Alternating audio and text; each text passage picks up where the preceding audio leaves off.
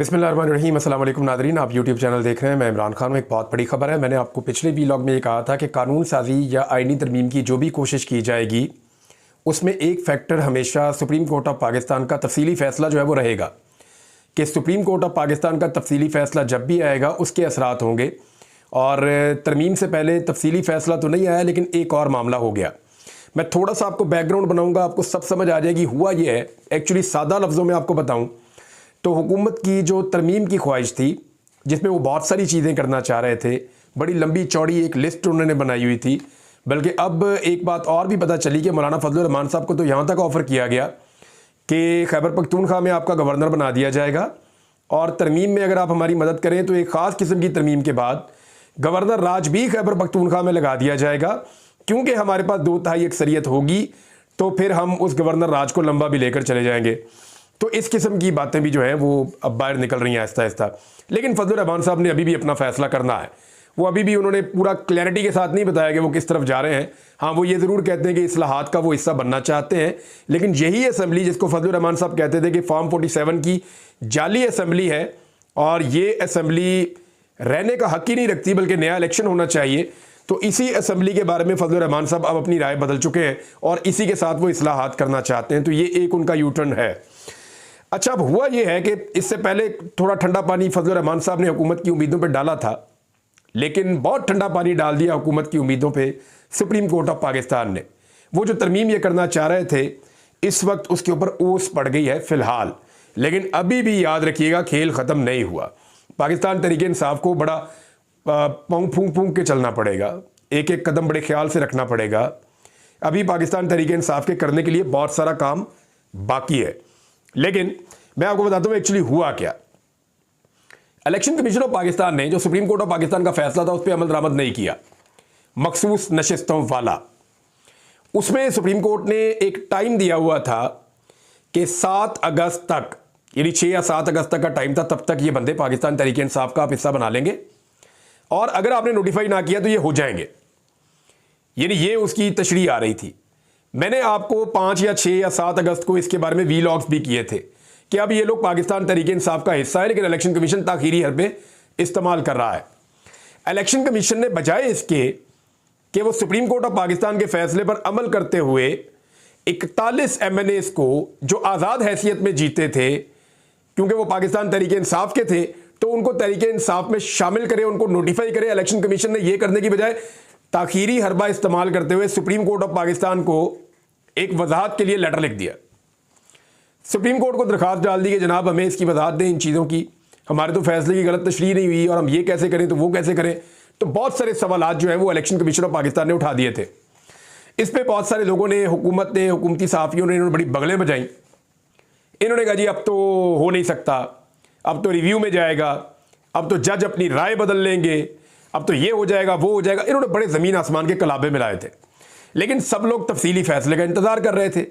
अब तफसीली फ़ैसला तो जब आएगा तब आएगा।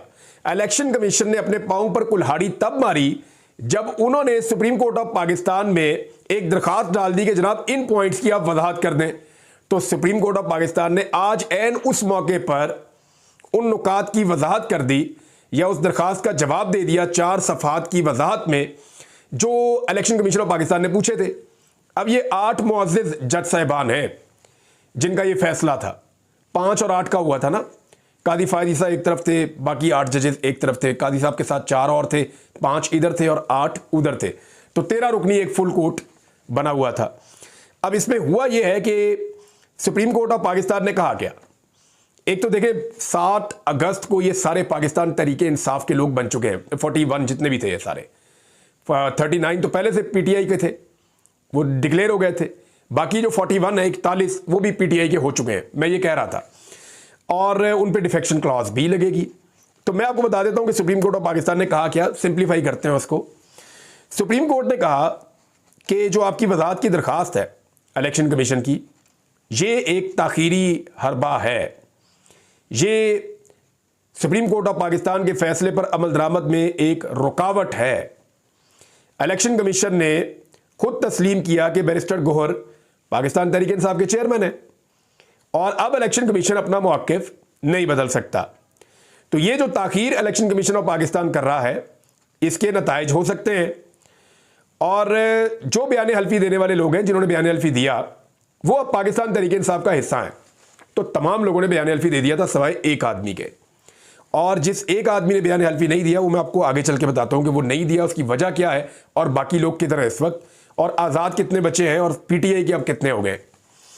लेकिन अब सुप्रीम कोर्ट ऑफ पाकिस्तान ने बड़ा क्लियरली ये कह दिया कि ये लोग पाकिस्तान तहरीक इंसाफ का हिस्सा है जिन्होंने अपने बयान हल्फी दे दिए। अब पीटीआई ने क्या किया था, पीटीआई को जो डेडलाइन मिली थी, पीटीआई ने सबसे बयान हल्फी लेकर ना सिर्फ इलेक्शन कमीशन ऑफ पाकिस्तान को जमा करवा दिए कानून के मुताबिक, बल्कि अपना भी पाकिस्तान तहरीक इंसाफ ने जो तस्दीकी लेटर है वो भी पाकिस्तान तहरीक इंसाफ ने जमा करवा दिया कि जनाब हमारी जानिब से भी ये तस्दीक आपके पास आ गई है। अब जब पाकिस्तान तहरीक इंसाफ ये सामान लेकर जा रही थी इलेक्शन कमीशन ऑफ पाकिस्तान में, तो उस वक्त आपको याद होगा पाकिस्तान तहरीक इंसाफ के इस्लामाबाद के जलसे पे, इस्लामाबाद के दफ्तर पे छापा पड़ा था। पाकिस्तान तहरीक इंसाफ ने इस्लामाबाद में एक दफ्तर है उनका सेक्रेटेरिएट, उस पर छापा पड़ा था और बहुत सारा सामान, कंप्यूटर और सारी चीज़ें उठाकर वहाँ से ले गए थे पुलिस वाले, और वो सामान फिर वापस नहीं मिल रहा था। उसके बाद जो है वो कुछ लोगों को पाकिस्तान तहरीक इंसाफ के गिरफ्तार भी किया गया था।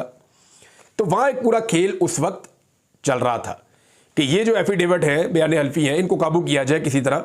ये खबरें भी निकली थी कि शायद वहाँ से बयान हल्फी उठा के गायब कर दिए गए हैं।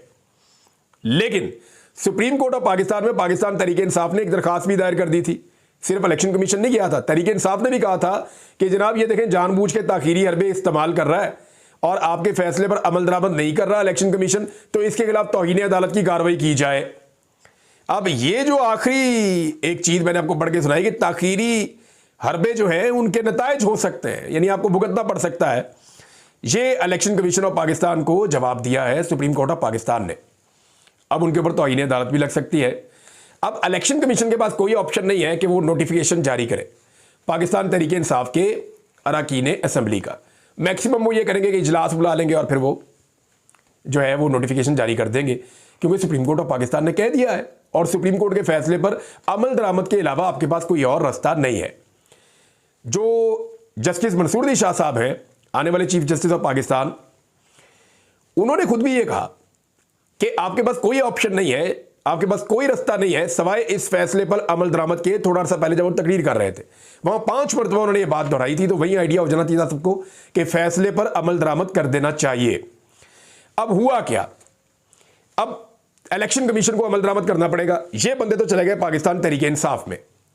हुकूमत की तैयारी क्या थी जरा आप ये भी देख लीजिए। हुकूमत ने किया ये हुआ था कि एक तो उन्होंने अपने सारे बंदे इकट्ठे किए, नून लीग के, पीपल्स पार्टी के, एमक्यूएम के, बाकी जितने उनके सारे इत्तेहादिए सबको इकट्ठा किया इस्लामाबाद में। हमजा शहबाज को बुलाया फ्रांस से। नवाज शरीफ साहब का भी यकीनी बनाया कि वो भी इजलास में पहुंचे, एक वोट उनका भी कीमती है। फजलुर रहमान साहब को कहा, फजलुर रहमान साहब के सारे मेंबर कौमी असम्बली मौजूद थे सिवाय एक सेनेटर उनके जो है गफूर हैदरी साहब, वो पाकिस्तान में नहीं है, वो पाकिस्तान से बाहर है। तो इस तरह मैक्सिमम लोग जो हैं वो इस्लामाबाद में इकट्ठे हो गए थे, पीपल्स पार्टी के भी और PMLN के भी और बाकी इनके इत्तेहादियों के भी और जिनसे ये मदद मांग रहे थे उनके भी। तो सब लोग इस्लामाबाद में मौजूद थे। तो इनको लग रहा था कि इनके नंबर्स पूरे हैं और एकदम जो बंदे इधर उधर किए गए हैं पाकिस्तान तहरीक इंसाफ के, उनको एकदम मंजर आम पे लाया जाएगा। सादुल्लाह बलोच मौजें लग गई उसकी। यानी सादुल्लाह बलोच के बारे में मैं आपको ये बताता हूँ कि सीट बहुत मुश्किल बची थोड़े दिन पहले, और अभी पहले खबर आई कि उनकी फैमिली को उठा लिया गया, फिर खबर आई कि उन्होंने अपने आप को हवाले करके अपनी फैमिली छुड़ा ली, अब खबर आई उनका पता ही कुछ नहीं चल रहा, इसके ऊपर कोई कानूनी कार्रवाई भी उनकी फैमिली नहीं कर रही। तो कभी इम्कान था कि सादुल्लाह बलोच जो है वहां से वोट डाल देंगे, अब डाल ही नहीं सकते क्योंकि उन्होंने भी एफिडेविट दे दिया था वो पाकिस्तान तहरीक इंसाफ के। वोट डालेंगे तो काउंट नहीं होगा, और अगर वोट डालेंगे तो सीट भी जाएगी, वहां पे उनके हल्के में दोबारा इलेक्शन हो जाएगा। तो ये है जनाब उनकी सूरत हाल। बहुत सारे MNA जो कल तक चुप थे, जो बात नहीं कर पा रहे थे, अब बड़के मार रहे हैं, बड़े खुल के सामने आ गए। बेचारे परेशान थे, उनके ऊपर बहुत दबाव था। देखिए मैं ये नहीं कह रहा कि इमरान खान को खुशी से छोड़ना चाहता है, इस वक्त इमरान खान का तोती बोलता है पाकिस्तान की सियासत में। मैं आगे बताता हूं आज क्या हुआ इमरान खान के बारे में। पाकिस्तान की सियासत में इमरान खान का तोती बोलता है, तो कौन उसको छोड़ के जाएगा इस भरे मेले में? कोई छोड़ना नहीं चाहता। वैसे भी इमरान खान के साथ जो लोग बच्चे हैं वो मारे खाकर बच्चे हैं।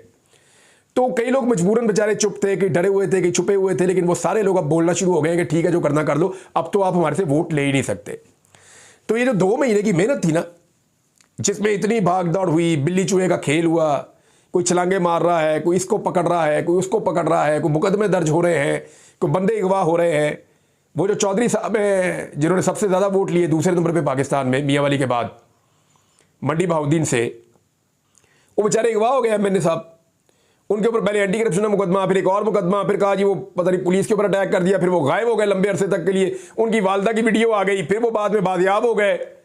अब वो वोट ही नहीं डाल सकते, वो पाकिस्तान तहरीक इंसाफ का हिस्सा है। यानी इतनी कोशिश करके, इतनी मेहनत करके, इतनी भागदौड़ करके, इतने बंदों के पीछे 2 महीने बेड़ा गर्क हो गया भाग भाग के पूरे निज़ाम का, और सारी मेहनत मट्टी में मिल गई सिर्फ ये 4 सफ़ात में। क्योंकि इन 4 सफ़ात ने बता दिया कि जनाब वो तो पाकिस्तान तहरीक इंसाफ के बंदे हैं, आप किधर मेहनत करते जा रहे हैं, आप किधर भाग दौड़ कर रहे हैं। वो एक दिन एक काशिफ अब्बासी साहब का शो था, उसमें शेख वकास अकरम साहब ने बताया कि हमारे एक एमएनए को फ़ोन आया, तो उसको फ़ोन करके उन्होंने ज़रा थोड़ा सा अभी स्टार्टअप ही लिया, जिस बंदे ने उनको फ़ोन किया नामालूम आदमी ने। तो आगे से एमएनए ने कहा जी मैं तो 39 ਦੇ ਵਿੱਚੋਂ हाँ, यानी मैं तो वो हूँ जो पाकिस्तान तहरीक इंसाफ का डिक्लेयर हो चुका हूँ, मैं तो आपको वोट डाल ही नहीं सकता तरमीम के लिए। उन्होंने कहा अच्छा अच्छा सॉरी आपको मिल गया, अब किसी और को करना है, तो वो दूसरी तरफ मिला दिया। तो उन बंदों पे बड़ी मेहनत हुई है, बड़ी मेहनत हुई है, लेकिन सारी मेहनत जो है वो मिट्टी में मिल गई, सारा कुछ ज़ाया हो गया, सिर्फ इसलिए कि सुप्रीम कोर्ट ऑफ पाकिस्तान ने ये 4 सफ़हात की वजाहत डाल दी है। अब इस वक्त सिचुएशन क्या है वो मैं आपको बता देता हूँ कि सारी मेहनत करने के बाद जब ये इकट्ठे हुए, इनको और कोई समझ नहीं आई, इन सब ने इमरान खान पे अटैक कर दिया, और अटैक किया एक ट्वीट को लेकर। यानी मैं आज बिलावल को देख रहा था कि इनकलाबी बनने के बड़े दावे किए थे बिलावल ने, जमहूरी हैं, इनकलाबी हैं। एक ट्वीट के लिए बिलावल ने वो चीखें मारी हैं ना वहाँ पे असेंबली में, मैं सुन के हैरान हो रहा था कि यार ये इतने बुज़दिल हैं, इतने कमज़ोर लोग हैं यार, कि हल्का सा ज़मीन पे पाँव मारो तो ये कांपना शुरू हो जाते हैं पत्तों की तरह। और बेनज़ीर तो बहुत दलेर थी, ये बिलावल कहाँ से आ गया इस तरह का, इसके अंदर तो बिल्कुल बहादुरी नाम की चीज़ ही नहीं है भाई। यानी खड़े हो जाओ, डट जाओ, एक पॉलिटिशियन है, उसने अपनी राय दी है, और अगर वो आज़ादी इज़हार राय नहीं है तो फिर आप किधर हैं। दूसरा, आप यानी जो तकरीर की उसने वहाँ पे राजा परवेज़ अशरफ साहब ने तकरीर की, तो बैरिस्टर गौर साहब ने उनकी ऐसी तैसी फेर दी। अब बात यह है कि बिलावल भुट्टो जरदारी साहब को याद रहना चाहिए कि उनके वालिद ने एक दिन ईंट से ईंट बजाई थी, और ईंट से ईंट बजाने का बयान देकर वो पाकिस्तान से भाग गए थे। इमरान खान पाकिस्तान में ही है, वो कहता मैंने पाकिस्तान से नहीं भागना। तो अपने वालिद गिरामी का कंपैरिजन इमरान खान से करते हैं, तो मुझे पता चलता है, दुख होता है, तकलीफ होती है। जब मरियम नवाज करती होगी इमरान खान से नवाज शरीफ का मुवाजना, तो उन्हें तकलीफ होती होगी कि काश मेरा अब्बू इतना दलेर होता जितना ये इमरान खान दलेर है, काश वो इतना बहादुर होता, इतनी तकालीफ सह सकता जितना इमरान खान सह रहा है। तो बिलावल और मरियम नवाज की एहसास कमतरी तो मुझे समझ आती है, लेकिन राजा परवेज़ अशरफ साहब की मुझे समझ नहीं आई। लेकिन फिर बैरिस्टर गौर साहब ने समझाया कि ये क्यों इतना उछल कूद रहे हैं। बैरिस्टर गौर साहब ने बताया कि जनाब एक वक्त था जब पाकिस्तान पीपल्स पार्टी ने यूसुफ रज़ा गिलानी साहब को जब हटाया गया अदालत के ज़रिए से, तो पीपल्स पार्टी ने फैसला किया कि हम बना देते हैं, CEC की मीटिंग हुई थी रात को, कि शहाबुद्दीन साहब को वज़ीर आज़म बनाएंगे। लेकिन फिर उनके घर में बंदे चले गए, उनको उठा लिया। फिर जनाब अचानक जनाब पता चला नाम आया और बन गए राजा परवेज़ अशरफ साहब। तो बैरिस्टर गौर ने कहा बताएं जी आपको किसने बनाया था उस वक्त वज़ीर आज़म, कौन था आपके पीछे? तो उसके फिर कोई जवाब नहीं था उनके पास। फिर जो बिलावल ने कहा उसका जवाब जब उमर अयूब साहब ने दिया, तो बिलावल साहब उठ के वहाँ से निकल लिए। सुनने की जरूरत भी नहीं है, सामना भी नहीं कर सकते किसी चीज़ का, इतने तो ये जमहूरी हैं। तो फिर उमर अयूब साहब ने बहुत भिगो के लितरॉल की है। उन्होंने बताया कि मेरे दादा से आपके नाना जो है वो हलफ ले रहे थे, वो तस्वीर भी आपने देखी होगी। फिर उन्होंने ये भी कहा कि शायद जो आप बोल रहे हैं या जिस तरह की आपने तकरीर की है, गुज़िश्ता 2 दिनों आपकी ट्रेनिंग जो है वो शायद ISPR में हुई है, इस तरह उन्होंने एक तनकीद की। लेकिन बिलावल पहले ही निकल गए थे, फिर उन्होंने वहाँ पर रुकना मुनासिब नहीं समझा। अब PMLN के साथ और हुकूमत के साथ हुआ ये कि वो भी कानून साजी करने के लिए दोबारा नंबर गेम में फंस गए, क्योंकि PTI का वोटर अब वोट डाल नहीं सकता। अब ना उठाने का फ़ायदा, ना मारने का फ़ायदा, ना कुटने का फ़ायदा, ना कुछ और करने का फ़ायदा। लेकिन अब मैं आपको कुछ थोड़ी सी नंबर गेम समझा देता हूँ, उसको ज़रा आप समझ लें। सारी तकरीर जो है वो इमरान खान की ट्वीट के गिर्द घूम रही थी असेंबली में। यानी ना बिजली की बात, ना IPBs की बात, ना टैक्सेस की बात, ना IMF की बात, ना गैस की बात, ना रोटी की बात, ना इकॉनमी की बात, ना दिफा की बात, ना मुल्क में दहशतगर्दी की बात, ना बलूचिस्तान की बात, ना कबायली इलाकों की बात, ना लकी मरवत की बात। पूरे पाकिस्तान के अंदर इस वक्त मसाइलिस्तान बना हुआ है, पाकिस्तान के किसी एक मसले पे इन्होंने बात नहीं की। पूरी पार्लियामेंट का एक ही मसला था, क्या? इमरान खान ने ट्वीट कर दिया जी। और मैं आपको बताता हूं, क्योंकि मैं मीडिया का हिस्सा रहा हूं, मीडिया के लोगों ने मुझे बताया कि जनाब हमें इंस्ट्रक्शन आई है कि आप दिन रात इस ट्वीट को पढ़ जाओ और इमरान खान की इस ट्वीट के ऊपर जो है वो आपने बात करनी है। मेरी साकिब बशीर साहब से बात हुई, ये सारी चीज़ें मैंने आपको बताई कानून से मुतालिक। मैंने उनके साथ इसको डिस्कस किया था, सिद्दीक जान साहब से डिस्कस किया था और एक दो लोग हैं उनसे भी डिस्कस किया था। जो लोग पार्लियामेंट के अफेयर को समझते हैं उनसे डिस्कस किया था। वो चीज़ें मैं आपको भी बताता हूँ। लेकिन दो चीज़ें क्लियर हो गई। एक, पाकिस्तान तहरीक इंसाफ के एमएनए अब वोट नहीं डाल सकते, डालेंगे तो सीट भी जाएगी और वोट काउंट भी नहीं होगा। दूसरा, जो 8 जजेस के बारे में 2 महीने से कुछ दावे किए जा रहे थे कि एक जज टूट गया तो 2 जज टूट गए, तो जजेस जो है उनकी राय तकसीम हो गई, तो रिव्यू के अंदर ये हो जाएगा तो वो हो जाएगा। जनाब, इन 4 सफ़हात की वजाहत के ऊपर 8 के 8 जजेस के दस्तखत मौजूद हैं। यानी हुकूमत और निज़ाम अपनी तमाम कोशिशों के बावजूद, अपना पूरा जोर लगाने के बावजूद 8 में से एक जज की राय भी तब्दील नहीं कर सका। इस पॉइंट को आपने ज़हन में रखना है। ये बहुत बड़ी कामयाबी है जुडिशरी की कि एक जज भी अपने मौक़िफ़ से एक लम्हा भी पीछे नहीं हटा। अब आए कि सारे इकट्ठे करने के बाद बंदे, हुकूमत के पास इस वक्त जो मेजॉरिटी है वो 213 की है, 224 उनको चाहिए, 11 बंदे कम है। 8 बंदे फजलुर रहमान के अगर वहां जाते हैं तो अगली दफा फजलुर रहमान साहब 8 सीटों के लिए भी तरसेंगे। ये मैं आपको लिख के भी दे देता हूं। फजलुर रहमान साहब को अगली मरतबा एस्टेब्लिशमेंट भी नहीं जितवा सके, कोई नहीं जितवा सकेगा अगर उन्होंने पब्लिक के साथ धोखा किया तो ये अपने हलकों में नहीं जा सकेंगे दोबारा पब्लिक के साथ। और फजलुर रहमान साहब तो खुद कहते हैं मैं अपने हल्के में नहीं जा सकता। तो ये अगर धोखा करेंगे पब्लिक के साथ तो फिर पब्लिक इनको नहीं छोड़ेगी और लोग इनको वोट नहीं डालेंगे कभी भी, क्योंकि इस हुकूमत ने जितना मारा है ना आम आदमी को, वो सारा इल्जाम फजलुर रहमान साहब पे पड़ जाएगा। फजलुर रहमान साहब के 8 अगर मिला भी दें तो 221 बनते हैं, फिर भी 3 बंदे कहां से लाएंगे? अब वो 3 बंदे पूरे नहीं हो रहे। सिचुएशन ये है कि रियाज फतेहाना सिर्फ एक आज़ाद आदमी रह गए, लेकिन वो कनाडा में और वो वापस नहीं आते अभी, जो मेरी इतला है। कुछ लोग कह रहे हैं कि वो अभी नहीं आएंगे, हो सकता है आ जाए, हो सकता है आ जाए, कोई कंफर्म कुछ भी नहीं होता, बहुत ज़्यादा दबाव पड़ सकता है, कुछ भी हो सकता है। लेकिन रियाज फतेहाना का एक वोट बाकी है। जो इन 41 में से जो 40 हैं वो एक तरफ करें तो एक रियाज फतेहाना जिनका एफिडेविट नहीं है। बैरिस्टर गोहर, उमर अयूब और अली असगर खान, ये 3 लोग जो हैं क्योंकि पार्टी के उहदेदारान थे इसलिए इन्होंने पहले बयान अल्फी नहीं दिया था, लिहाजा ये तीनों अभी अलग हैसियत में है और इनका वोट तो पड़ देंगी, सवाल ही पैदा नहीं होता। अब आ जाए एक बादोज़ई है। बादोज़ई बलोचिस्तान से जो है वो जीता था, इसको ज़बरदस्ती नून लीग में शामिल कर दिया गया और वो बैठता अपोजिशन के साथ है, रहता भी अपोजिशन के साथ है। आदम सवाती साहब का बहुत करीबी है और वो ये क्लेम करता है कि वो तो वोट नहीं डालेगा हुकूमत की तरमीम के लिए। तो वो बल्कि अदालत में उसको रुजू करना चाहिए कि जनाब मैं इलेक्शन कमीशन ने मुझे कैसे नून लीग के साथ डाल दिया, मैं तो उनका टिकट होल्डर ही नहीं हूँ और मैं तो उनके साथ रहने नहीं चाहता। चौधरी इलियास साहब जो है वो काफ लीग में शामिल हुए थे कि काफ लीग को एक मखसूस नशिस्त मिल जाएगी, ये डाल के 213 उनके बनते हैं। अच्छा, ब्रिगेडियर असलम घुम्मन साहब के ऊपर शक किया जा रहा है क्योंकि ब्रिगेडियर असलम घुम्मन साहब ने ये वादा किया था, कुछ लोग ये कहते हैं अपनी सीट जीतने के लिए सियालकोट से, कि जनाब आप मुझे सीट जितवा दें, मैं पीटीआई में नहीं जाऊंगा। तो उन्होंने अभी तक कोई ज्वाइनिंग नहीं की। चौधरी उस्मान साहिवाल से आज़ाद है, लेकिन इनके बारे में कहा जाता है कि ये पाकिस्तान तहरीक इंसाफ के साथ खड़े होंगे। पीर ज़हूर कुरैशी जो है वो भी इधर ही पाकिस्तान तहरीक इंसाफ के साथ खड़े होंगे, इस वक्त उनकी भी यही सूरत हाल है। औरंगजेब खिच्ची, ये जनाब इनके बारे में जुनैद अकबर साहब ने ट्वीट किया, ये नहीं मिल रहे और इनके बारे में शक का इजहार अभी तक किया जा रहा है। और मुबारक ज़ेब ने सारी दुनिया की कहानियां सुनाई राजा रियाज की तरह, लेकिन ये नहीं कहा कि मैं इमरान खान के साथ खड़ा हूं और कादी फायद ईसा की एक्सटेंशन के लिए या जो है वो अदलिया के अंदर जो एक तरमीम करके कोशिश की जा रही है चीज़ों को कंट्रोल करने के लिए, उसके लिए मैं वोट नहीं दूंगा। ये कहने के अलावा बाकी सारी दुनिया की कहानियां उसने अलिफ से लेके ये तक सुना दी मुबारक ज़ेब ने, लेकिन क्लैरिटी नहीं आई। वैसे मुबारक ज़ेब के बारे में मेरे पास और भी चीज़ें हैं, कहानियां हैं, लेकिन देखना यह है कि इनकी इज्जत बचती है या नहीं। अगर तो ये कानून साजी नहीं हो पाती तो मुबारक ज़ेब कल को ये कह रहे होंगे आपको कि देखें मैं तो इमरान खान के साथ खड़ा था। लेकिन अगर ये कानून साजी के लिए उनके नंबर पूरे हो जाते हैं तो मुबारक ज़ेब का वोट नंबर 224 होगा और वो उससे अपना फ़ायदा उठाएगा। ये मैं आपको अभी बता रहा हूँ, जो मेरे पास अब तक की इतलात है वो ये है। अब तक के लिए इतने ही, अपना ख्याल रखिएगा, अपने इस चैनल का भी। अल्लाह हाफ़िज़।